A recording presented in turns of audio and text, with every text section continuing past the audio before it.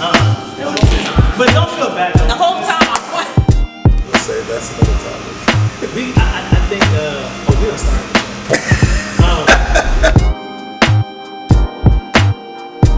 The link below, do you see it? Why are you watching me still? You haven't clicked the link yet. Click it.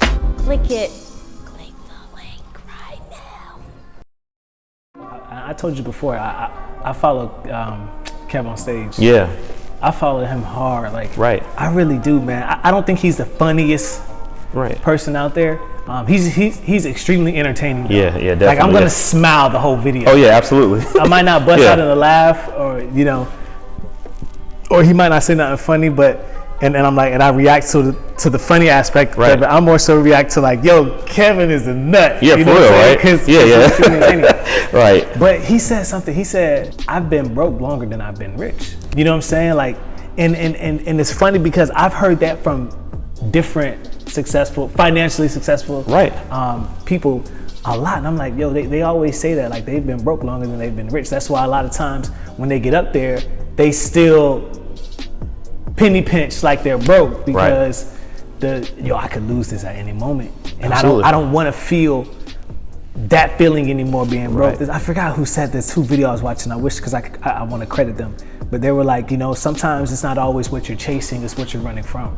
You know what I'm saying? That's interesting. The lifestyle the life that you're running from. And for me, I feel that kind of hit hard when I watched it when I heard that, it kind of hit hard because I feel like my motivation is stemmed from, I'm married, I have a family, you know what I'm saying? I equate it to like a truck that has a load on it. When that truck doesn't have a load on it, I forget the phrase that they use when the truck's not carrying a load, but they can kind of just, move.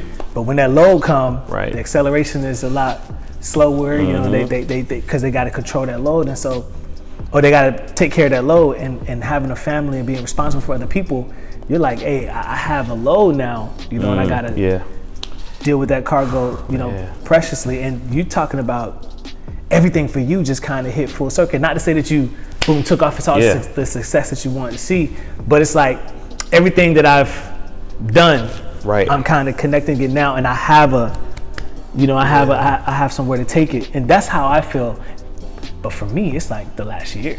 And it's funny, Mick, I told you when you and I originally connected, I was like, Latrice and I've been following you guys for a while. So like, that's crazy too, not ever meeting in person, running in the same circles or anything.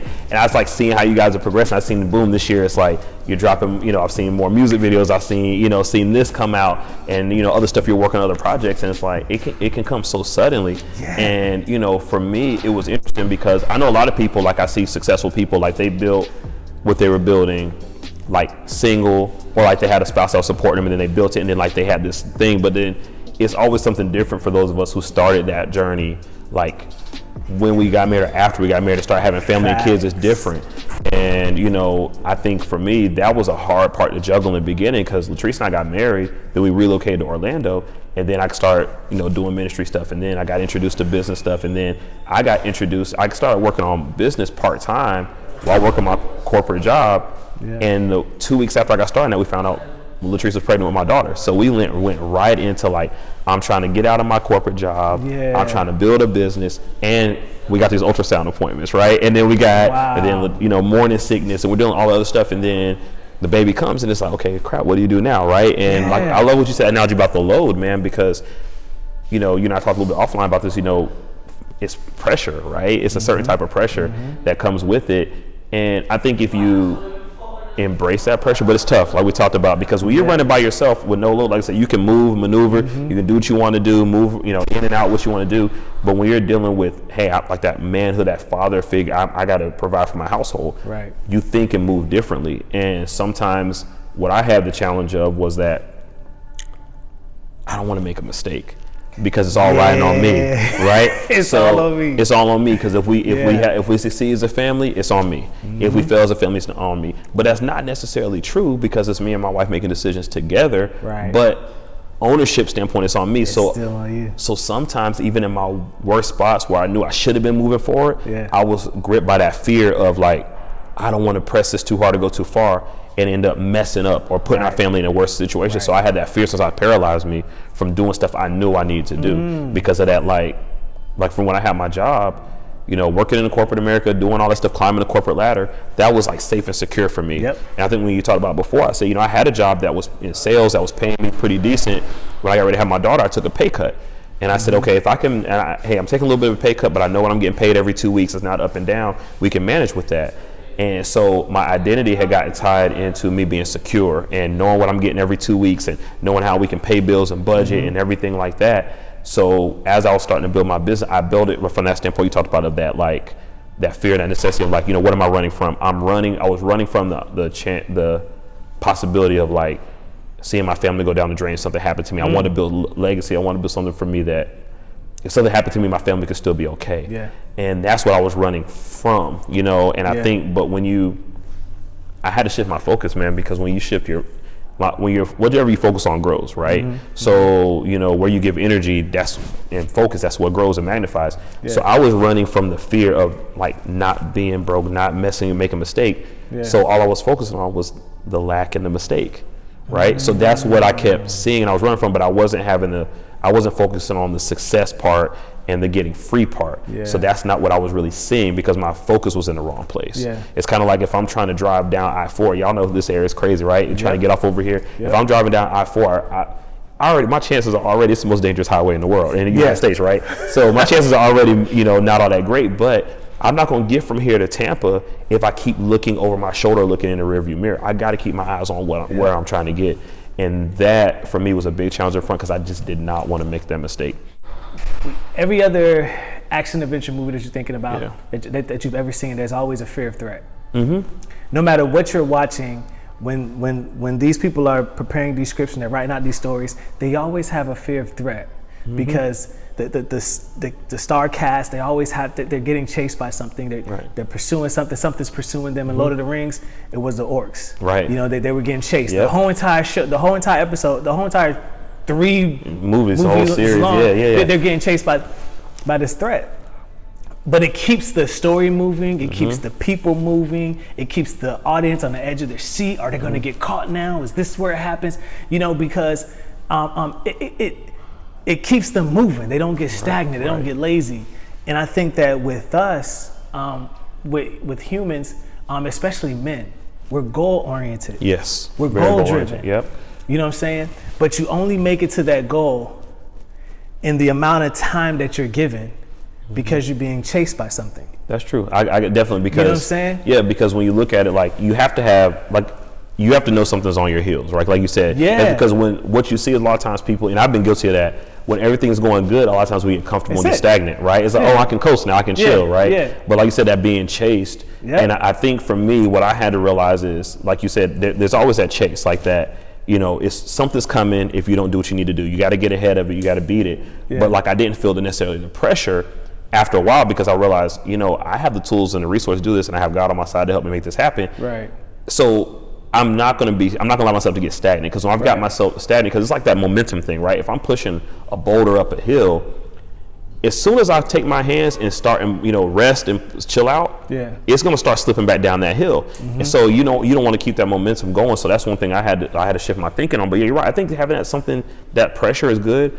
Unfortunately, some people don't perform well under pressure. And like with men, sometimes, like you said, we're so goal oriented and family oriented, and goal driven and purpose driven that sometimes it can get to the point where I've seen it go 2 ways. Like with me, I've gone through times in my life where I'm like laser, like hyper focused on stuff, but I've also gone through stuff where like I've shut down because I felt the pressure was too great. And that's never a good place because, like, you know, I talked about before, when you do that, you don't give your wife or your children or anybody that you're leading a chance. They can't follow something that's not moving or follow an object that's not moving. And I think that's been a good motivator for me too. Because if I want to leave my household, I got to be moving, right?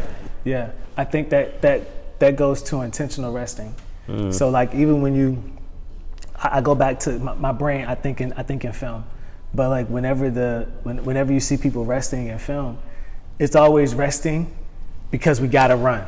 We're not resting because it's easy. Because we're on vacation. We're resting because we gotta run. So even when it comes to our life, resting is necessary. I had Brandon Brown on, great brother, great friend of mine. What's up? Yeah, I watched that interview. It was good. Yeah. And he was talking about resting. Taking that rest. Yep. You got to take that rest because it's necessary to recharge. You know, we're a limited resource. We run on time. Like, you know, we're trapped in time. We're having a time experience. God is timeless. He moves in eternity. We're time based. You know, we're prisoners of 24 hours. You know what I'm saying? So like, we have to rest. It's not even you know, it's not even like oh yeah, we need to rest. Like no, you have to rest. You know, even within myself, sometimes I find myself pulling all-nighters. You know, but eventually I have to rest, and I know that. But I'll push for this moment, and I'm like, okay, I'll rest then. But it's intentional resting. It's intentional. You know, you resting to recharge because we got to continue the mission. So I want to go into this too, because you talked about getting married. So for me, I just being transparent, when I got married, it was tough for me because I still had these dreams, these visions, these aspirations, these goals, these things I was doing while I was single. I get married, and I'm like, oh, you know, hey, listen, I gotta hit it. Yeah. You know? But wifey's like, nah. You can hit it, but I need my time. Right. And that, it's tough. It's still tough for me. I still don't have it all the way down, but you like finding that work, home life balance. Like, and I talk to a lot of my mentors, a lot of the older guys, and they're like, yo, you're gonna be working on that balance, you know, your whole life. Yeah. And it's crazy because in the beginning, it wasn't that easy for me too. Like I said, I had my mission, I had my goals, I knew what I wanted to focus on. And it's like, people really like lose sight of that two people becoming one thing. Like when you get married, like that's it. You know, it's not like your goals go away or hers.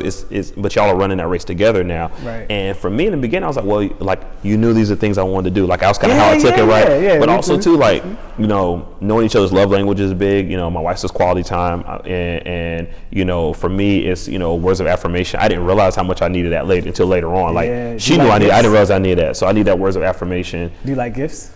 You know, I'm not really a big gift person, and my wife isn't really either. I'm more like, I think I realized I'm more words of affirmation and physical touch. She's quality time, and I think physical touch too, and then a little bit of gifts, but it's not really like a big gift for her. Right. But like in the beginning, man, it was tough because I was just, like I said, I was working my full-time job, and then going to come home at night, you know, kiss the wife, you know, whatever, and it's like, I'm going back out because I got to go get it, right? So like in her pregnancy, you know, I was making sure I was there for everything. I was going to be at every appointment, all the other stuff, but like, okay, you good? You got what you need for the night? Okay, I'm going back out. And we weren't spending any time building our marriage and our relationship at all. And we had my daughter, you know, we got pregnant with my daughter a year and a half into our marriage now. Wow. So it was like, we had that first year was the honeymoon phase, but then we never got the chance to get out of the honeymoon until like, okay, this is the real life, because we went right into being, you know, having, you know, being pregnant with my daughter. But man, it was challenging in the beginning. What helped me is, you know, I don't even know if they still do it. UCF had a program years ago called Project Together, and it was like a marriage counseling thing that you did for like 5 weeks. 5 weeks out on campus, completely free. It was and it was like group session for like 4 or 5 weeks, and then by you completing the 5-week group sessions with like 4 or 5 other couples or whatever, you got like 5 weeks of free one-on-one counseling with a session. Like it was all free program. Wow. And one of the exercises they had us do one day is they had you separate your wife and you, same room but separated. They gave you a calendar from 6 a.m. to 10 p.m. or 12 p.m. and write out every place and block it out on the calendar with time of stuff that you're doing. Like, so when you're at work, when you make the dinner, everything. Because it was the biggest thing couples said. We don't have time. You know, I mean, we would spend more time, but we don't have time, whatever. So when you came back together, you put those two things together, we saw that we had these hour-long, 2-hour, 3-hour gaps of time available that sometimes overlapped that we didn't think we had because we weren't scheduling it. So it was like, so when I get off at 5, I'm free. So that's when I can go run to the store. I can go make these phone calls or whatever. We weren't intentional. So the biggest thing I've had to get over the last few years is being intentional with my time. So I live by a schedule. Like I have to live by a calendar because I'm not really a structured person. I'm really more A-type personality. You give me a task, I'm gonna go get it, whatever I need to do. So because I'm not structured, I have to put things in place in my life to give me structure. So I literally block out everything on my schedule, like my family stuff, personal stuff, and we have those conversations, set expectations. So like everybody, whether it's a client, whether it's people in my business, they know that Friday night, 6 p.m., like if you don't get Brandon before 5:45, you're not getting him tonight. Like that's family night. That's it. I don't care who the client is. I don't care how much money they have. I'm not dealing with it on a Friday night unless we've already made that arrangement as a family. Like, hey, this is really important because that's my wife, my daughter, and I's dedicated time. You know, Thursday night we have a little game night sometime with my daughter. So, you know, we are really intentional about, I put everything on a schedule. And it was hard for me at first because I'm not like that. But literally, it sounds crazy when you're like, you got schedule time in for your kids, but I have to because if I don't, I lose track of time because I'm always on go. So it's been interesting, man. Like and one of my mentors, you know, he makes tons of money, been successful years and years in business, finance, real estate, and everything. He told me that even when he was broke, when him and his wife had nothing, they took every 6 weeks, they took 2 nights, like a little mini staycation or vacation, shut it down for a weekend, no phones, no nothing, when they had no money. He said then what they did is every 6 weeks after that, the next 6 weeks they do something with him and his wife and the kids. The next 6 weeks it was just him or her. And they did that even when they had nothing. So now it's part of their routine, and that's what they've been doing for 30 something years, because he's like, if you don't do it, if it's like money, right? If you don't manage money properly with $10, you're not gonna manage it with $1,000 or $1 million. Yeah. So same thing, he's like, if you don't manage your time effectively now with your family, because we get so caught up in, I'm doing this for my family, but you lose sight of your family along the way if you're not spending the time. Yeah. So yeah, well, that's how I've been having to manage. It's been these last 2 years, and I think with the pandemic made it easier for me because now I'm home.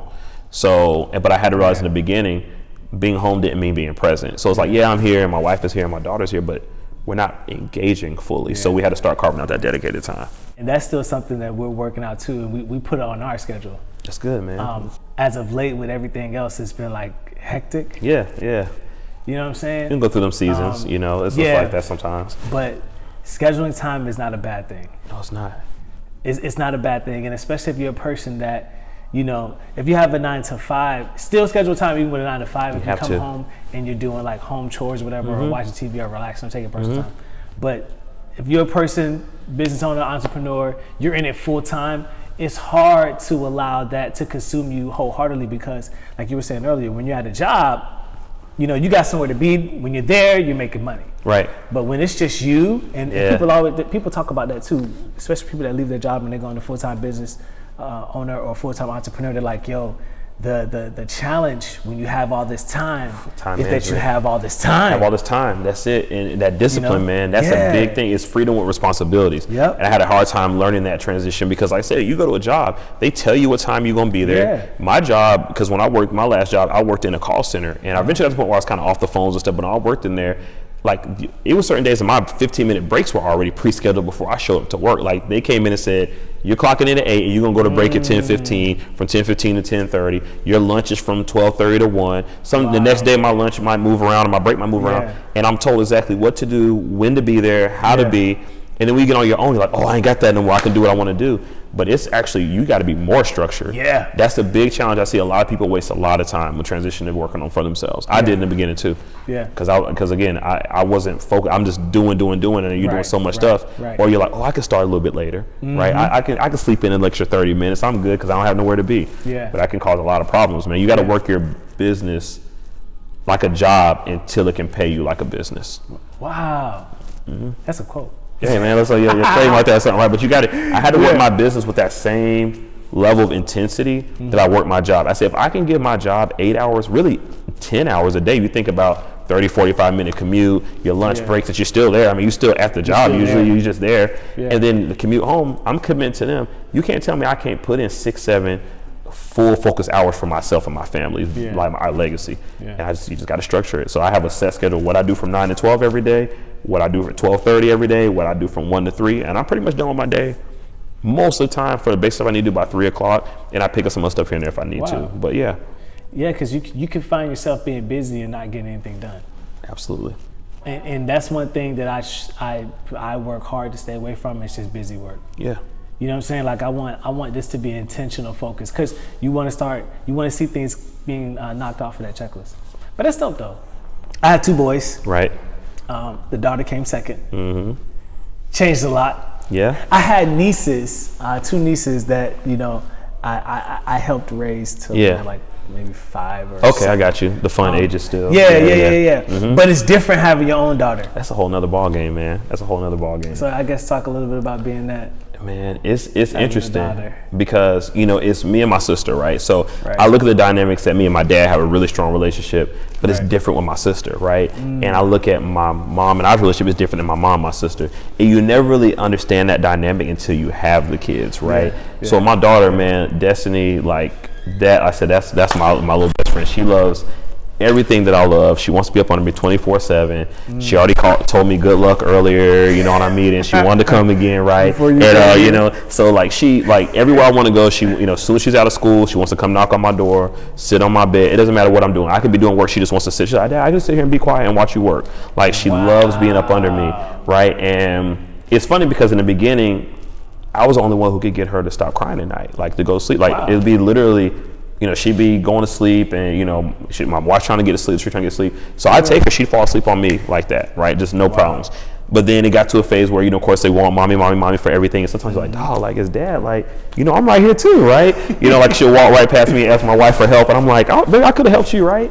But then I can do stuff too. I can do stuff, like I could do other stuff, right? And, but then it got to a point, man, where we're like this. And it's different, man. And I had to, because before we talked one time before, I was like, disciplining and raising her is so much different because you raise kids based on what like some people either go all the way completely the way they were raised, or they go the exact opposite from it based on how they were, whether it was trauma, good or bad, right? Like the thing a lot of times we say we won't do is the thing we end up doing, right? So, but for me, I remember how my dad was very, strict but stern. My dad was super loving father, he was very, stern on us, definitely tough on me as a man. And so, but I have to remember, like, when my daughter's crying and she gets hurt, she falls, I can't just be like, just get up, stop crying. Like, walk it off, right? You know what I mean? Like, so you have to embrace that. And, one of the things that helped me with that, I went to a conference a couple years ago. It's called Band of Brothers. It's part of an organization I'm a part of. And it's a book that's written by an author named John Eldridge. And he wrote a book called Wild at Heart. And it's an amazing book where he talks about like the heart and soul of a man, how God designed us and things like that. And one of the sections there was talking about fighting for the hearts of your children. And he said, you're going to have to fight for your daughter almost the same way you fight for your wife, right? He said, because, daughters, you're as a man, you're the first role model, good or bad, of what they see that a man should be or will be. So what they see from you is what they internalize as what a man is. That's what they accept as a man is, good or bad. So how you deal with their mom, how you deal with them is how they'll live. Their expectation will always be that of a man. And one of the things, that I had to try to figure out was like, well, how do I raise a girl to be a young woman in today's society, and how do I make that impact as a father? And one of the things that John talked about, he was speaking at this event, and he talks in his book, he said, you have to pursue the heart of your daughter the same way you pursue the heart of your wife. He said, if you don't know how to raise your daughter or what your daughter needs, ask your wife what she needed when she was your daughter's age. And when I asked Latrice, I said, what did you want most from your dad? My father was an amazing man. I'm blessed that me and my wife both came from really good families, and that's been a blessing. Good believing family, so we have a lot of similar values and upbringing, so that made things a lot easier. But one of the things that she said was just that I wanted to be heard. Like I want to know that my dad saw me, right, and that he took me, like he cared about me and thought I was beautiful, and that he heard me, like, and that's what I realized. Destiny wants the same thing. And I think at the heart of it, all men, and that's what John talked about in the book, like all men really want that same type of affirmation from their father, but they also want a certain type of affirmation from their mom. Women, same thing. They want the same thing from that male figure in their life, and they want something different. They need a nurturing from mom, but they need that I'm loved, I'm beautiful, I'm the apple of your eye type. They need that from dad.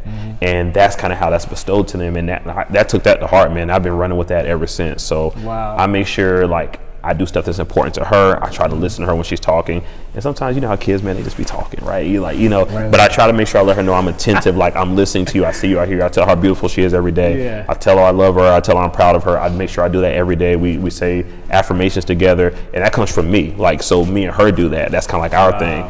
And but you got to fight for the heart of your kids, especially if you have, your son is different, but your daughter, you have to. Because if you don't, somebody's gonna go after it eventually, right? And you don't want them looking at the wrong example. Somebody's gonna pursue her. Multiple people are gonna pursue her at some point in her life. So you have to go, that big thing, you have to pursue her heart the same way you went after your wife's heart. Wow. Just talk a little bit about your business, what you went to, and then you quit your job and went. So for me, I'm working in finance, everything from, insurance, asset management, estate planning, a little bit of credit and debt stuff, mortgage, and we do a little bit of everything. And I got involved in that field really, it was kind of two reasons. First off, I never saw myself in that field. First off, like, I told her, I said, I want to be in sports management. I love talking about money and business. But I always wanted, that was also something I had an idea for. But man, I was just, praying for opportunity at one point in my life. I was like, man, I was working two jobs. and I was working my full-time job, corporate America, but I wasn't because I didn't have my degree and all this stuff. I was behind some of my peers, so income-wise, right? So I said I could start working hard and climb the ladder, but it wasn't paying me what I need to get paid. And I knew I was going to, whatever. I knew my wife and I had some stuff I wanted to do, so I took out a part-time job working in retail, which I knew because I've had retail experience. So I would go to my main job, basically 8 to 5, and then go to work on my part-time job from like 6 to 10. Then I flip-flop and do it on different days. And man, I was getting burnt out. And what I realized really quickly was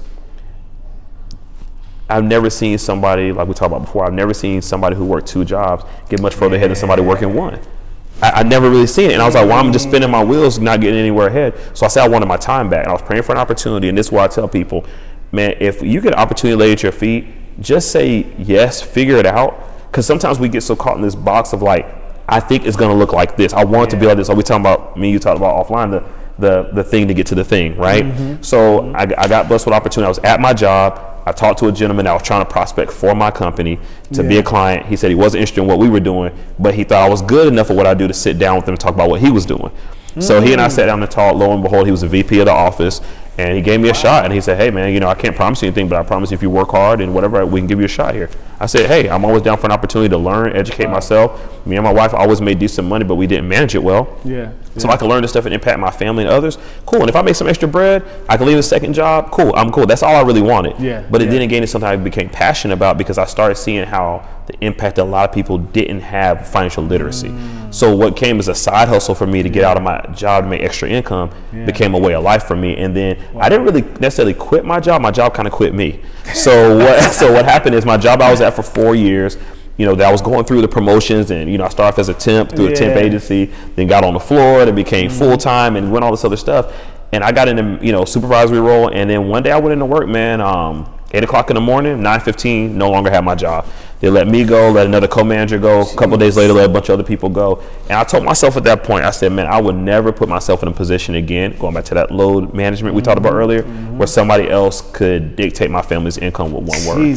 And I said, but I was actually blessed because at that point, I'd already started making more or the same in my side hustle business that I was making on my full-time job. So when I got let go, I literally got let go from my corporate job that day. The next day I was in my office full-time working on my business. And my biggest thing is just helping people realize that the way we've been taught to do things is not necessarily the best. There's so many other outlets that we have. We're not educated. We're not taught.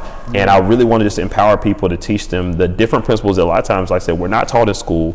That's a whole nother thing. Our education system, financial system, we could be here all day. We ain't got time for that. Just sit down, right? So, but my whole mission, I really just want to help people get educated first, because when people tend to know better, they typically tend to do better. But we're in the information age, and that can be a downside because there's a lot of information out there. I mean, you Google right now, what's the best retirement age?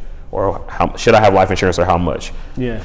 That's different for everybody, so I think you can't you got to have the education, but have somebody help you with the implementation. And that's what we do. And I love doing it, man. I've seen so many families be able to get their questions answered, get their lives changed. But it's just from simple little adjustments we can make that we're not taught. Like, we kind of chatted before, look at the average like Asian American community, because of things they're taught and the way they instill their life with businesses and everything like that, they have a 1 in 5 shot of becoming a millionaire. 1 in 5. 1 in 5 Asian American. Caucasian American, white American, about the same. Hispanics, about 1 in 15. African Americans, about 1 in 16.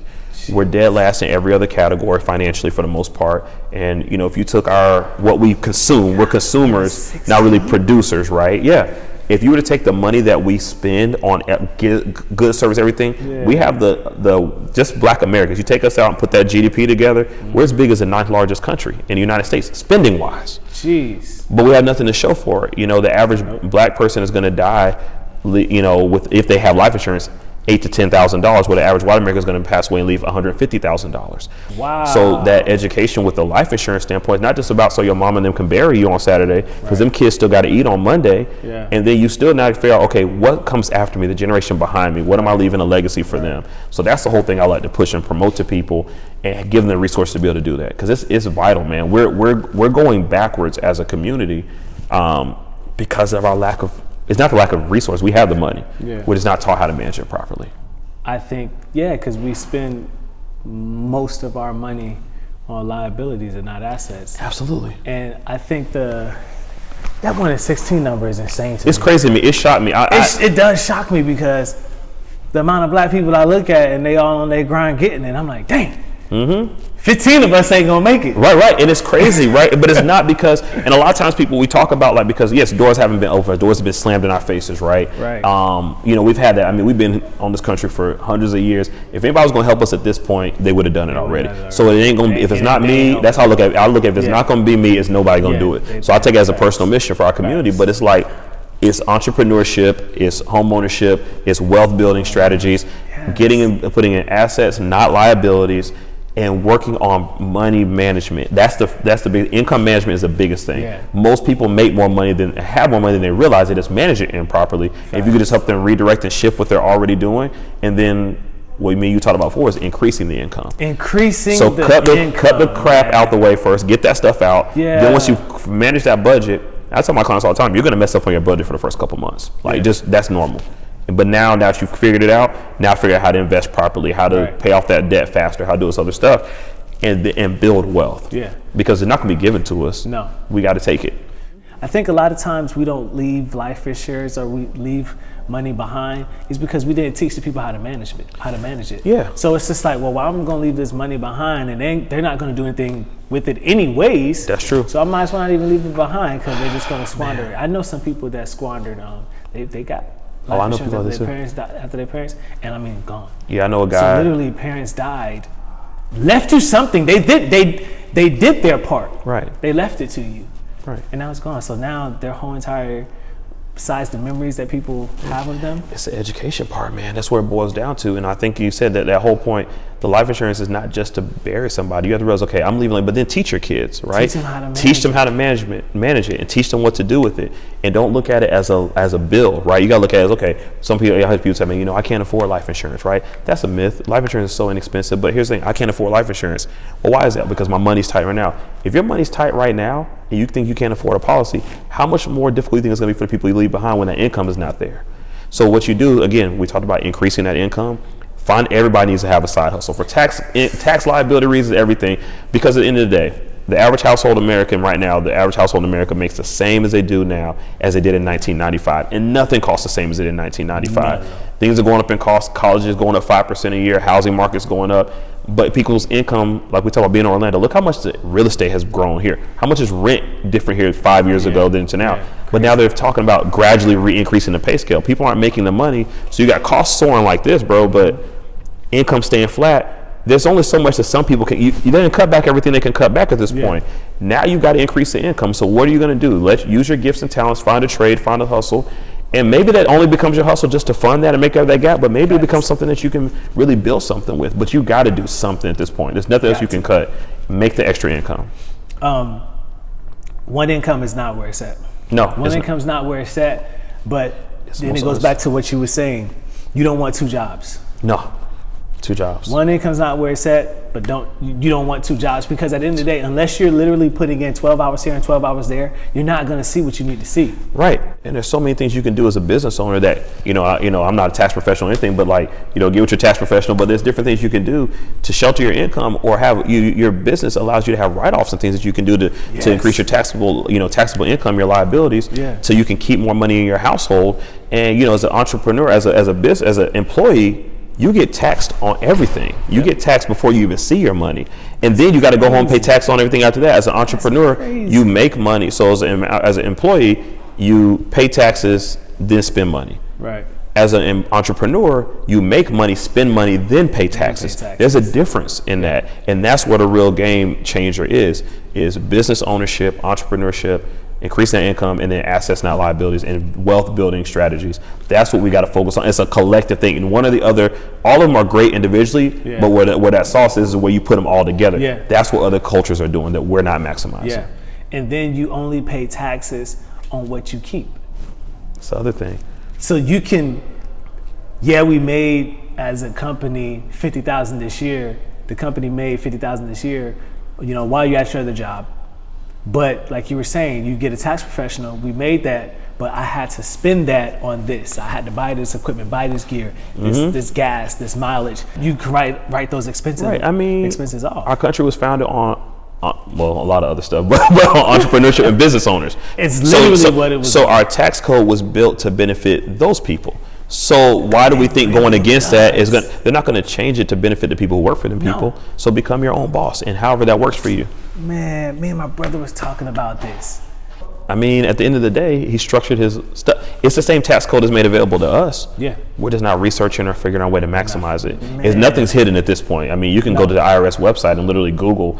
You can go on their website and go to tax withholding calculator and figure out what your taxes should be in your household based on the income you make. It's right on the IRS's website. Wow. And they can tell you how to adjust your thing to where you don't pay taxes, you make more on your paycheck. Nobody knows it's there. That's one of the things I sit down and show my clients. Okay, let's look at how much money you're paying on your taxes every month and coming out of your paycheck based on, and you're getting this excited about this $10,000, $8,000 tax return.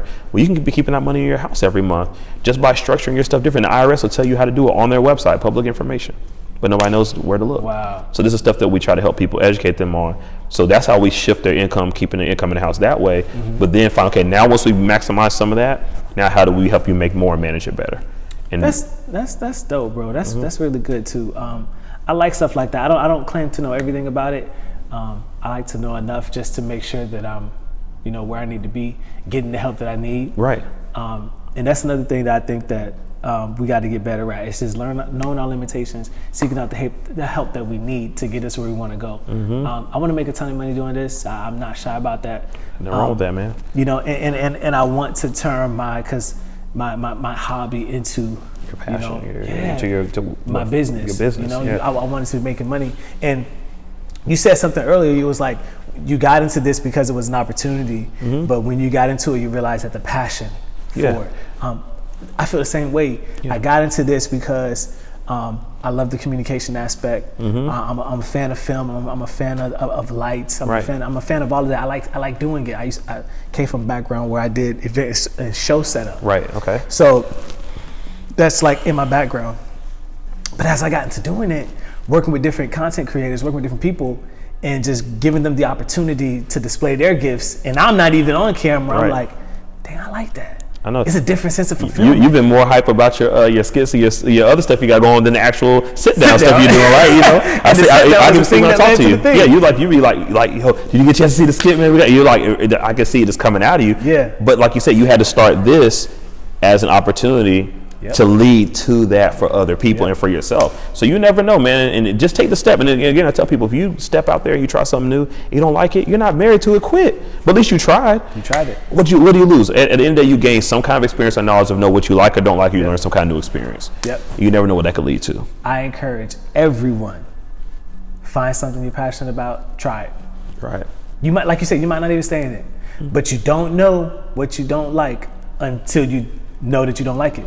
And you're never gonna find out if you don't try it. That's it. What's the harm? What's the harm in that little effort? You don't like it, just quit, stop it, and then you go back. I mean, because at the end of the day, if you know what you're doing right now is not getting you the results you want, at this point, like I tell a lot of our clients, tell people I work with in our business, at this point, what do you have to lose? The definition of insanity is doing the same thing over and over, expecting a different result. So if I don't want to keep getting the same results, if I don't want my next 5 years, I ask this to people all the time, clients, prospective people for our business, I say, if the next 5 years looked exactly like the last 5 years, how happy would you be with that outcome? And what do you think most people's answer is? Not happy at all. Right. Okay. So if that's the case, if you know that, are you going to get different results doing the same exact thing? No. Okay. So what is your alternative? Right. You have to do something different, even if it's just for a short period of time to where you no longer have to do it. So that's the biggest thing. I mean, just focus on that. That's it. It's crazy that you're talking about that little change, and I equate it to this. If you want to turn a ship, that ship is huge. They don't just completely go and turn it. They move that little behind rudder, boop, and then it makes this gradual change. Right. And then all of a sudden, minutes down the line, it's completely turned somewhere else in a different direction. And sometimes them subtle changes, over make time. the biggest. Yeah, bro. I wish I knew that statistic, man. I hate that I'm not, and I'm gonna remember as soon as I get in the car. It's a statistic, somebody can look it up, but it's like about 1 different degree of variation, like a flight leaving from New York going to LAX, like 1 degree difference at certain points will put that plane way somewhere else just by being off by 1 degree over time. You know what I mean? Yeah. And it's just like, it's just showing over time. Like, and that can work positive or negative. It's like you go to the beach sometimes, you're just playing in the water, you and the kids, you're standing there, you look up and you're like, Next thing you know, it's like I feel like the edge of the water was right here. Now I'm way over here. Like you kind of like gradually drifted out there. Like, I don't remember getting this far out, but just that little bit of time and separation, you kind of drift. I think that can be good or bad, you know. Right, so just showing if you're not where you want to be today, financially, business-wise, whatever, economically, working in your gift, just start somewhere. Just do something and let that one thing lead to the next thing. You don't have to know all the steps all the way to the end. Right. Just take that first step, man, and make that progress. Because progress is better. You know, if you're not growing, you're dying at the end of the day. You know, so which life do I want to choose? I want to try to grow and grow through something, whether it doesn't work or not. I don't want to sit here where I know I'm not happy. I know I'm not fulfilled. I know it's not getting me where I want to be and just settle for it. Yeah. I don't want that for my life or anybody that I know. No. So just take a shot, man. Take that shot. You only get this life once. People talking about that. Oh, you know, that YOLO thing was going a couple of years ago. You only live. You know, you only live once. I saw somebody post and said, no, that's not true. You only die once, but you live every day. You know what I mean? Dang. You know. And I was like, yo, that's deep. It's like I wanted to snatch that, right? But that's so true, man. Like, wow. We only get one shot at this thing called life, though, man. We only get one shot at this thing, man, here on Earth, and it's such a flicker. Why waste it? Man, that's where I'm at right now. That's why you see me going in at everything. Right. I stay posting, I stay moving, I stay connecting because I'm only getting one shot at this. I want to make sure when I die, I don't know when I die, I want to make sure that I bled this life dry. I overturned every rock. I went after every opportunity, even if it like shuts down the next day, like we were talking about. Just try. I started podcasting, Intellectual Idiot Podcast. Don't take it. I may still do it. Intellectual Idiot Podcast. I did it. Did 2 episodes. Dang, that's not what I wanted. But you tried it. I tried it, and the stuff is out there. Right. It's out there. But it's like, yo, I tried it, and then I moved into this. But it's just like, yo, man, try something. Something, man. And you might not have the resources and the tools to make it look like how you imagine. But I say when it comes to your dreams, assembly is necessary. You know, you got to assemble that thing, one piece here, one piece there, one thing here, one thing there. You know what I'm saying? You got to assemble it. Then it looks like the grand picture, you know, later on down the road in life. You got to have the vision. But like you said, you know, when you get a puzzle, they give you the box with the final picture on it. But it doesn't come like that in the box. Nope. So if you have a vision for where you're really going, what you want to be, whether it's your family, what you want your family to look like, your finances, your business, your vision, start with that. Let that be what you work on. But you got to start by putting them little pieces together. Sooner or later, oh, this piece actually connected with this. So it looks a little weird, but it fit in that one just right. And you'll get so start with that picture in mind of what you want it to be, and then work on the little steps and little pieces towards that. That's how you get there. Yeah. Well, I appreciate you sitting down here talking to me. I appreciate you having me, man. This is dope, man. I love this. I love this. This is dope. So let people know how they get in touch with you. They want to get your financial services, man, and even just follow your ministry and what you're doing too. So anything anybody could do, they can always find me. I'm on Facebook as my name, Brandon Smith. I do have my business page. I'm really active, but on my business page as much. But you can just find us Brandon Smith, Primerica Independent Representative, on Instagram as Brando_Wealthpreneur, and you know, just reach out to me, contact me, shoot me a DM, whatever. I'll be sure to be able to get with you at any time. Any way I can help you or inspire you, help you get to the next level in life or your finances, ministry. That's what we're here for. That's it. Listen, we're gonna make this. Nobody goes to this life, you know, and wins by themselves, man. So we're gonna make this happen together. That's how we do this. Dope. Facts, man. Hey, look, thank you guys so much for watching the sit down. Give this video a thumbs up, comment your thoughts below. Make sure you reach out to the guests, you know what I'm saying, support them. Want to say what's up to our partners, taxmoney123.com. Hit them up for all your accounting and tax needs. And then, most beautiful, favorite partner, Oksana, the legacy coach. Hit them all up in the description. Thank y'all so much for watching. Subscribe to the YouTube, but you don't watch my stuff and not subscribe. Y'all not the type of people. So thanks for subscribing. Deuces, we'll see y'all next time. Appreciate it, bro. It's awesome, man.